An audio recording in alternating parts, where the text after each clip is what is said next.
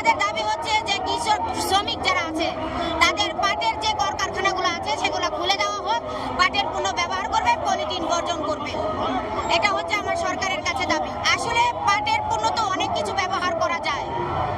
আমরা তো শাড়ি ব্যবহার করছি, এই যে ব্যবহার করা হয়েছে দেখেন, তো পাটের পণ্য দিয়ে চিকা তৈরি করা হয়, তোমার বসার জন্য দোলনা ব্যবহার করা হয়, পর্দা ব্যবহার করতে পারবে।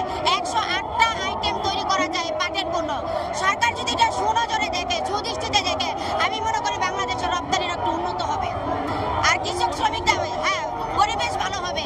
আর আমাদের স্লোগান হচ্ছে তোমার পাটের পণ্য ব্যবহার করো, পলিথিন বর্জন করো, দেশকে সুন্দর করো, পরিবেশ। দেশ শুধু আপনার আমার না, দেশ কিন্তু সবাই দেশটাকে সুন্দর রাখলে মনে হয় আরো সুন্দর হবে। সোনালী আসর সোনার দেশ, পাট পণ্যের বাংলাদেশ।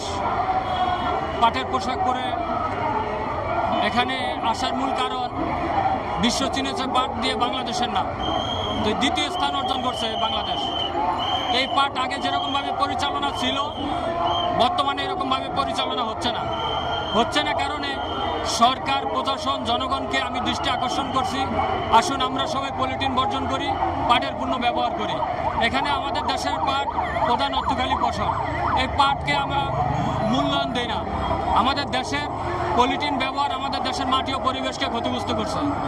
তাই আমি, সরকার হচ্ছে জনগণের আর জনগণ হচ্ছে সরকারের, এজন্য সরকারের কাছে আহ্বান জানাচ্ছি, আসুন আমরা যদি পাটের উপরে ভালোভাবে নজর দেন, তাহলে আমরা আবার সোনালী আঁশটাকে ফিরে আনতে পারবো, সোনালী আঁশকে আবার বিশ্বের দরবারে তুলে ধরতে পারবো।